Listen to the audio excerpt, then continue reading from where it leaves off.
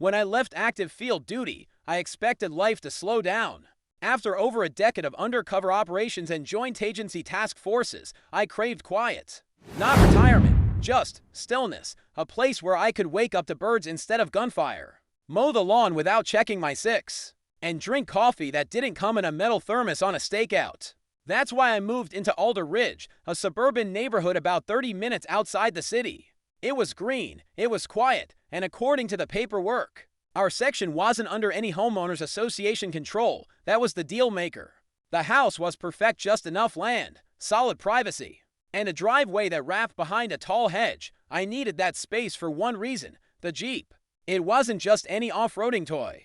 It was a tactical government-issued vehicle, disguised as a civilian Jeep but packed with surveillance gear, reinforced bodywork, encrypted communications, and features I couldn't legally discuss. It had been used in gang stings, smuggling, bust, and organized crime takedowns. Now it mostly sat in my driveway, waiting to be called up for special ops. It still belonged to the agency, and my role as a liaison meant I needed it ready at all times. It was the Jeep that started everything. For the first few months, life was quiet. I kept my head down, didn't mingle much with neighbors, and spent my days maintaining equipment and helping the task force coordinate operations remotely.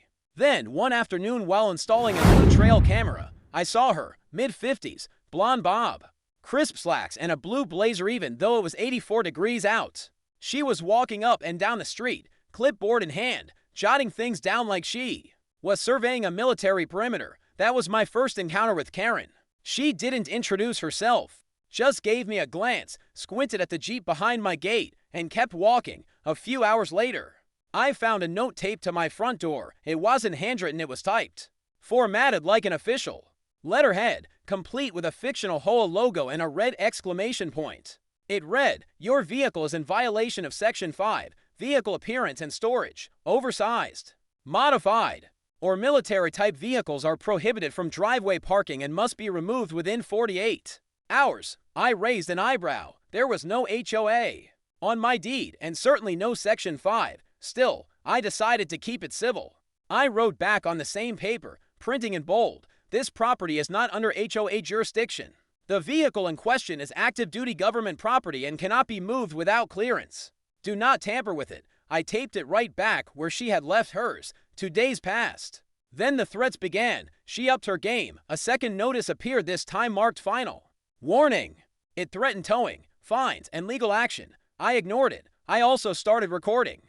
I have 6 cameras around my property, most hidden, not because I'm paranoid, just prepared.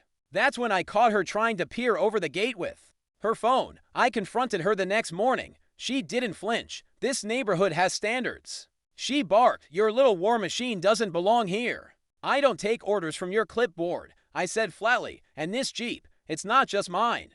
It's federal property." That stopped her for a moment, but Karen didn't give up easily. Over the next week, I noticed a few things. My mailbox got knocked off. My trash bins were moved mysteriously to the far end of the street. One morning, someone had poured what looked like soda onto the Jeep's hood. I reviewed the footage.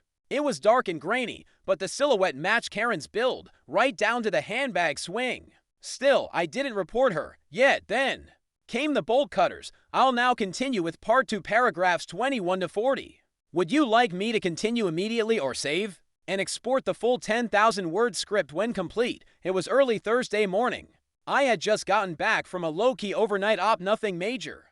Just surveillance on a suspected network funneling stolen electronics through the state. I parked the Jeep, locked it down with the heavy-duty security chain, and went inside to make coffee. Normally, I'd get a few hours of sleep, but that morning, something felt off. Maybe it was the silence, or the faint sound of metal grinding outside. I checked the monitor for my perimeter cam. There she was, Karen, standing right at the gate. Her blazer was off, and in her hands were a pair of bolt cutters so oversized I thought she borrowed them from a scrapyard. 2 men stood beside her, both unfamiliar, both uncomfortable. One had a towing company's logo on his shirt. The other looked like he regretted waking up that day. Karen was barking orders. "Just cut the chain." He was warned. He didn't. "Completo it now." The man hesitated. Mom, this seems like private property. I am the HOA president. That vehicle violates our community policy. He's been notified. I stepped out of the house slowly, camera in hand, That's tucked into my jacket. My voice was calm, but ice cold. Karen, what the hell are you doing? She spun around, smug. As ever. Oh, now you come out. You ignored every warning, so I'm taking care of it. This junk is getting hauled out of here today. You just cut through federal security equipment.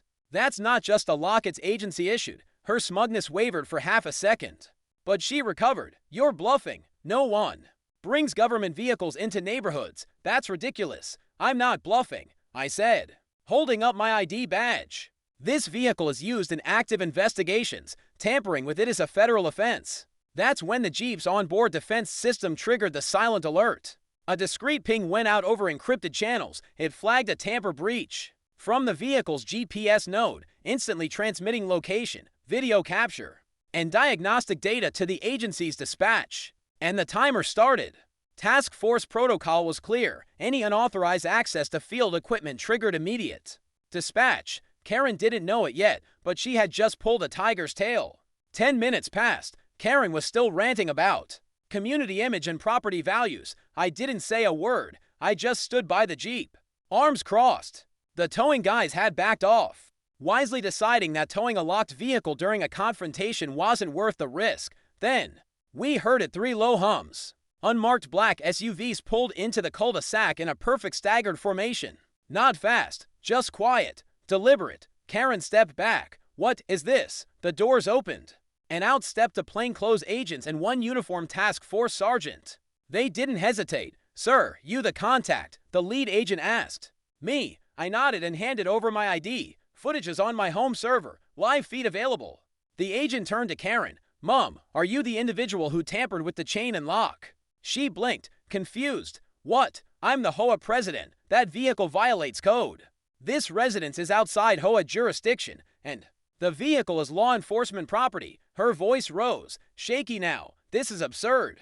He lives here. He doesn't have the right to park a tank in front of my house. It's not in front of your house, I said dryly. It's on my driveway, behind a locked gate, on property you don't own. The sergeant spoke next. Ma'am, we're going to need you to come with us. We have questions about unauthorized interference with federal assets. Karen's jaw dropped. You can't be serious. I was enforcing community rules. There are no rules that supersede federal law, ma'am. She tried to protest again, but it was no use. The agents weren't aggressive, just firm. She was escorted to the SUV and seated inside, not under arrest, but not free to go, either.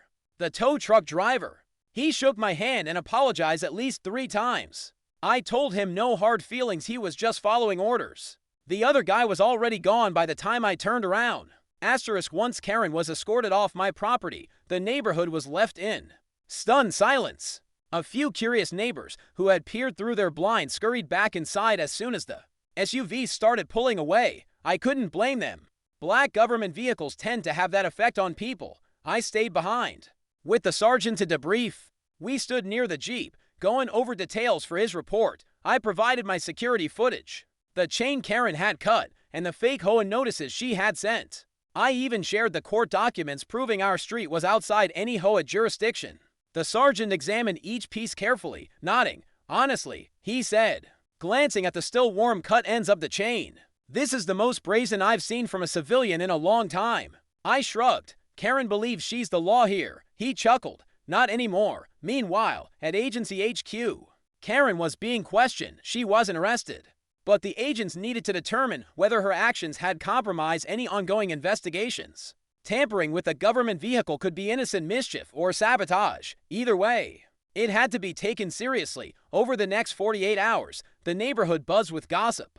Word spread like wildfire. Everyone had known about Karen's self-appointed HOA role. Few had dared stand up to her, but seeing her escorted away by federal agents shattered her aura of invincibility. The whispers grew louder each day. By day 3, I started getting visitors. Neighbors who had avoided me for months now knocked on my door. Some apologized for Karen's behavior. Others thanked me for finally putting her in her place. A few handed me copies of letters Karen had sent them, letters demanding repainting of houses, removing basketball hoops, even changing curtain colors because they clashed with community themes. One elderly couple showed me a fine Karen had invented for putting out their trash bins a few hours early.